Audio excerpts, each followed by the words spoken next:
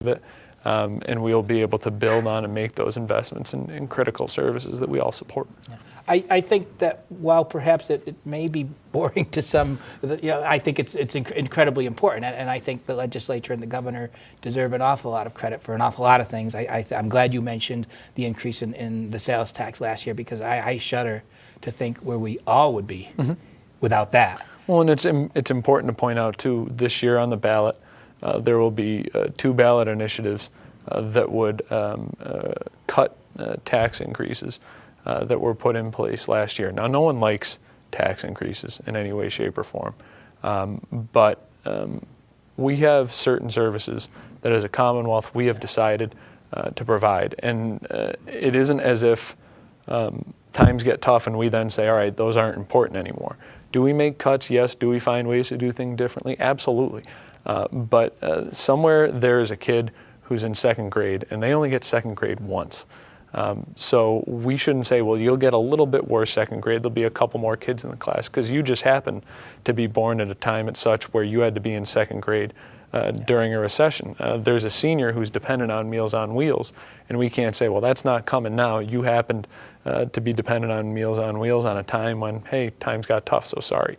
Now, do we all have to find ways to make government work more effectively and efficiently and provide those services in the best way possible for taxpayers? Absolutely. But we also have to find ways to pay for all of those things. Now, what's the best way to do? Put people to work. That's our focus in the legislature right now, trying to find ways to put people to work. But in the meantime, we have to find ways to pay for what we consider to be core essential services.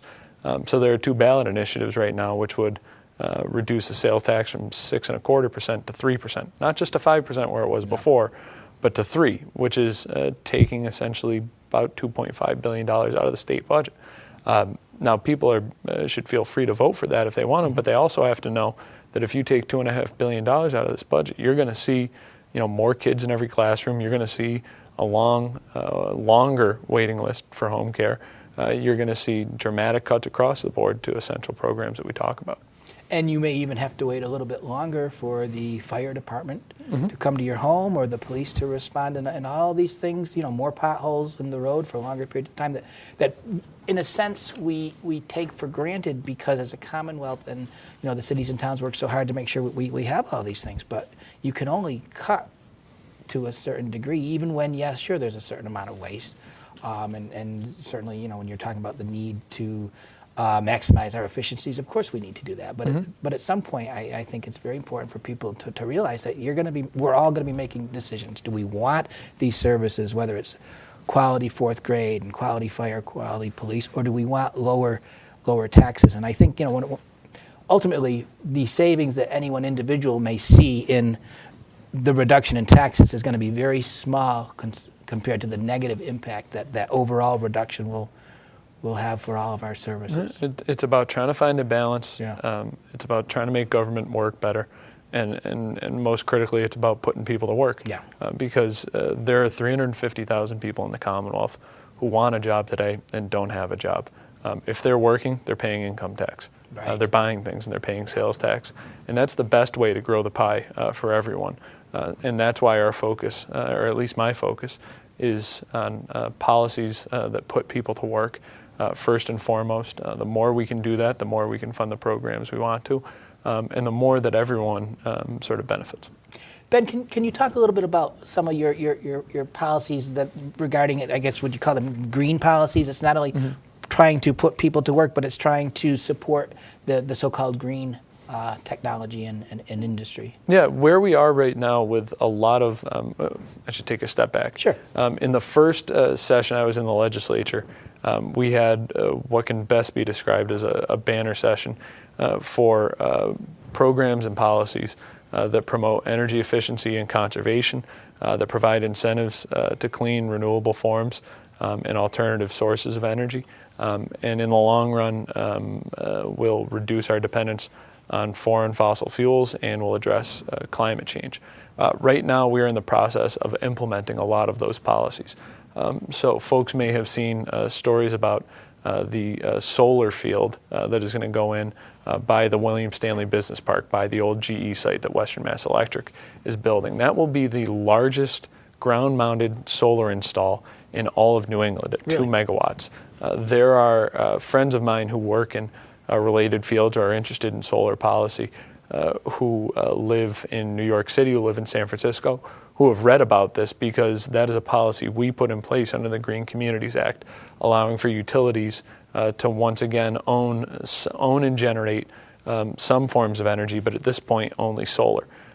We are starting to see the rollout more and more of energy efficiency programs being offered through our utilities, so either Western Mass Electric, Berkshire Gas, or even National Grid here in the Berkshires. And more people will see new programs being offered by the utilities to try and get all of us to do more together, to live more energy efficient lives, to be smarter about how we use energy in our homes, and in the long run find ways to reduce our own carbon footprint. We are also working on things like trying to provide a steady market for the purchase of solar energy. And that's something that will help us locally when it comes to jobs. So we're going to see a big solar install out at Berkshire Community College sometime soon. And well, how does that relate to jobs? Well, every dollar BCC doesn't have to spend on energy, or every dollar they save on energy because they have a stabler source of it from their rooftop, is a dollar that can go into a classroom, is a dollar that can go into teachers, is a dollar that's invested in higher ed instead of wasted in energy. So those are the type of things when we talk about clean energy and green jobs that we're looking at. If you look at the biggest challenges that we face economically in the Berkshires, the number one has to be the cost of energy, and the number two one probably is educational attainment. So we need to do more to not only attract and recruit, but also retain a highly skilled workforce, and we need to find ways to provide clean, renewable, stable, and local forms of energy. We can do that with solar, we can do it with wind, we can do it with hydro, and we ought to, and that's what we're trying to promote. Yeah, and I mean, all those things sound that it's a win-win. Mm-hmm. And, you know, things that we can do such as that to try to put Massachusetts back in the forefront and to position ourselves as a leader, I think are only going to be good. Absolutely. For the Commonwealth. What do you see as some of the other big issues facing Berkshire County and the Commonwealth? Well, I think the cost of healthcare is one that we're going to continue to deal with year to year.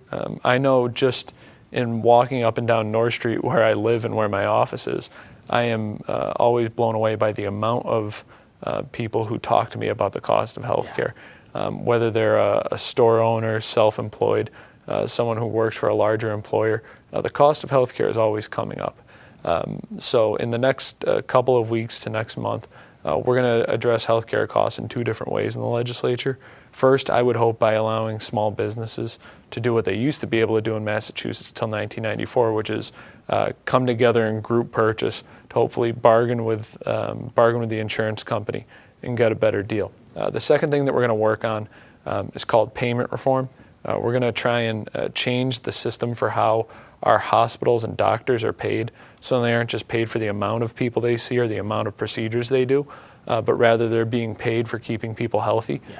So you're provided sort of larger chunks of money, the freedom to structure that money in the best way to keep people healthy, instead of just saying, well, we need to get more people having knee surgeries because we make a lot of money on those, or we need to do more sleep tests because we get a good reimbursement on that.